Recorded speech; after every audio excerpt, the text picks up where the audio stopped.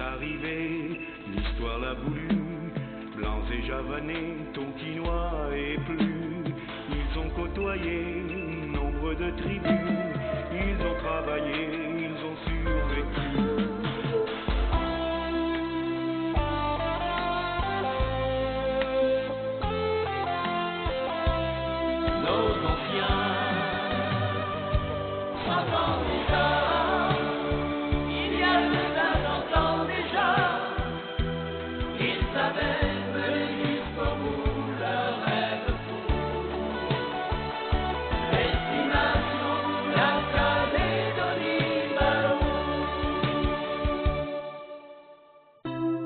Terre d'histoire et de partage. Le mercredi 28 juin, un cocktail organisé par l'association Témoignages d'un passé a permis de réunir une grande partie des représentants des 78 familles issues de la colonisation pénale, dont le grand public a pu découvrir l'histoire tous les samedis dans notre quotidien local. Cette série qui vient de s'achever représente une étape décisive dans les rapports qu'une grande partie des Calédoniens ont avec leur mémoire, puisqu'elle a d'une certaine façon contribué à faire disparaître, selon le mot de Louis-José Barbanson, le non-dit qui avait sévi jusque-là concernant le bagne. Notre émission Terre d'histoire et de partage, qui se veut au service de toutes les mémoires et donc de toutes les histoires de ce pays, avait à cœur de recevoir la journaliste Bérangère Bourgeot, qui a été la principale cheville ouvrière de cette série, alors qu'elle s'apprête à quitter définitivement notre Nouvelle-Calédonie. Bérangère, bonjour. Bonjour Christiane. Alors nous recevons aussi, en même temps que Bérangère, Yves Mermoud, président de l'association Témoignages d'un passé. Yves, bonjour. Bonjour. Alors, on sait justement à quel point l'association Témoignages d'un passé est attachée à l'idée d'un musée du bagne à Nouville. Et donc, c'est en compagnie donc de ces deux invités que nous allons revenir de manière un peu plus approfondie sur ces 78 chroniques. Alors, Bérangère, j'ai indiqué que vous aviez rédigé la plus grande partie de ces chroniques, mais pas la totalité. En conséquence, qui d'autre y a participé? Oui, effectivement, au début de l'aventure, nous étions deux journalistes, Gilles Capret et moi-même, et un week-end sur deux, voilà, nous faisions chacun une famille, puis Gilles a été embauché aux nouvelles, il n'avait plus le temps, donc j'ai récupéré la fin de cette série et j'ai rédigé en tout 60 articles des 78. Alors Yves, je crois savoir que l'idée de ces chroniques est partie de l'association Témoignages d'un passé. Pouvez-vous nous expliquer dans quelles circonstances ce projet est né et comment le titre en a été choisi? Alors on sait que l'association Témoignages d'un passé se bat depuis des années pour l'ouverture du musée du bagne et la valorisation du site historique de l'île Nou. Et on sait également que les arbitrages budgétaires avaient gelé un petit peu la démarche qui était en cours en fin 2014. Et donc, il fallait savoir si on restait à se croiser les bras en attendant des jours meilleurs et des finances qui pourraient arriver, ou si on engageait d'autres démarches. Et on avait choisi de sensibiliser davantage les Calédoniens, parce que c'est eux quand même qui doivent soutenir un petit peu ce projet. C'est leur histoire et il convient qu'on ne l'oublie pas. Et donc on a commencé par créer un réseau de familles de descendants du bagne. Nous avons organisé déjà une première grande journée le 18 juillet 2015 pour ces familles-là. Et on en a profité pour solliciter les nouvelles calédoniennes pour qu'une série d'articles soit rédigée sur ces vieilles familles calédoniennes. Et donc le rédacteur en chef de l'époque, c'était M. Patrick Blin, a été très intéressé, mais il fallait trouver des financements particuliers pour cette série-là. Et donc quelques semaines après, il s'est avéré que les Nouvelles-Calédonies ont changé leur maquette et ont mis en place un nouveau site internet. Et donc le moment était venu pour lancer cette série. Alors, ensuite, effectivement, il a fallu choisir un titre. Et le titre que nous avions proposé, c'était donc Le bagne en héritage, a été mal perçu au départ, enfin, notamment au niveau des annonceurs. Le terme de bagne choquait encore, malgré tout. Et donc, le titre qui a été retenu était un titre beaucoup plus aseptisé, c'était donc Destin de famille. Il a fallu attendre plusieurs semaines pour que, en bandeau de page 2, notre titre, Le bagne en héritage, puisse apparaître. Donc ça posait un petit problème, ce titre de dessin de famille, parce que les lecteurs ne comprenaient pas que cette série était exclusivement consacrée aux familles ayant un lien direct avec le bagne. Et donc, ça allait dans le sens de la sensibilisation des calédoniens et surtout des élus à cette page trop longtemps restée occultée. Alors maintenant, pouvez-vous nous expliquer tous les deux quelle a été votre méthode de travail pour tout à la fois récolter et organiser l'information? Alors ça a été un sacré travail d'équipe. N'étant pas calédonienne, c'était difficile pour moi d'aller au-devant des familles et de dire bonjour, je m'appelle Bérangère, je fais un article. Voilà. Donc c'est l'association qui a fait l'énorme travail de contacter les familles, d'avoir leur accord et de vérifier qu'ils avaient suffisamment... Parce que non seulement il faut que les familles soient d'accord, mais il faut qu'ils aient aussi fait des recherches, qu'ils aient suffisamment de documents à partager, des photos, des choses comme ça. Donc tout ce travail en amont qui est quand même chronophage et très important, a été fait par Yves, par l'association. Une fois que les familles étaient d'accord sur le principe, que l'entente était passée, je contactais les familles par téléphone, nous convenions d'un rendez-vous.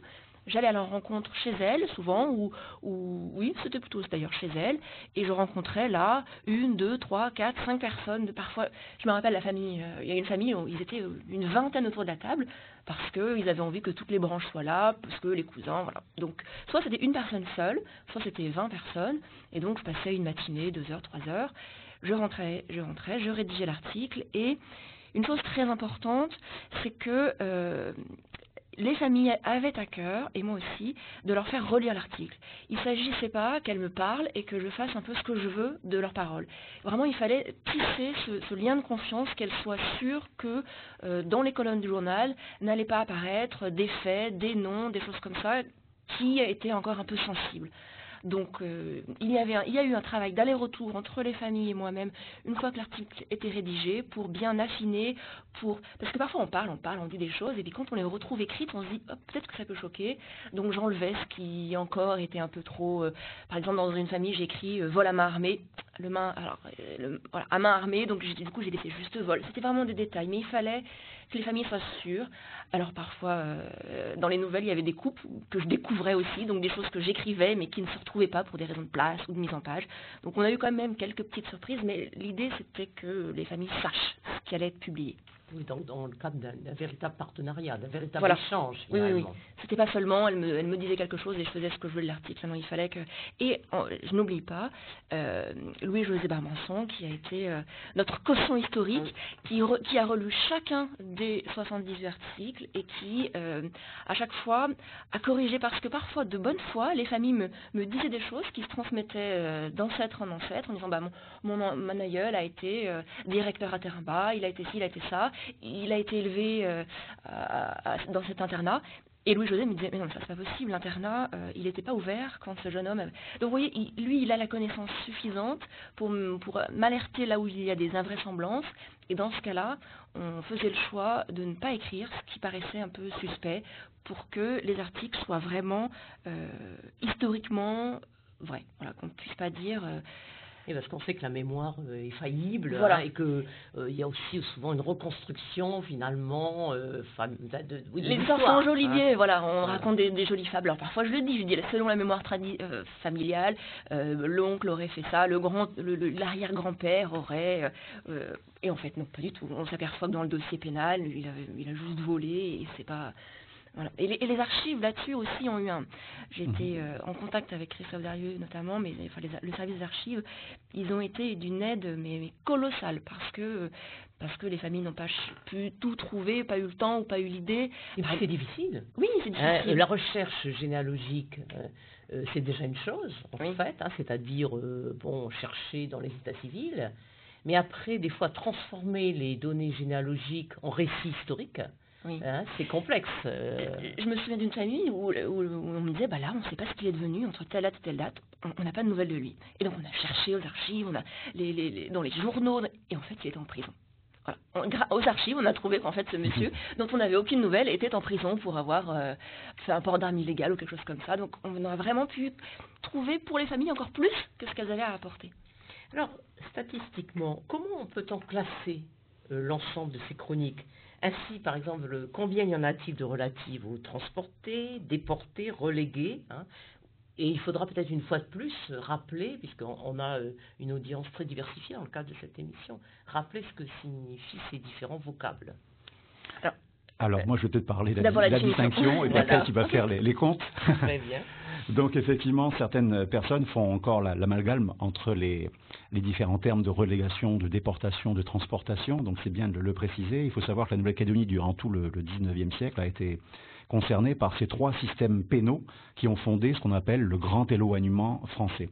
Donc il y a eu la loi du 30 mai 1854 où tous les condamnés aux travaux forcés étaient tenus d'effectuer leur peine dans une colonie française autre que l'Algérie.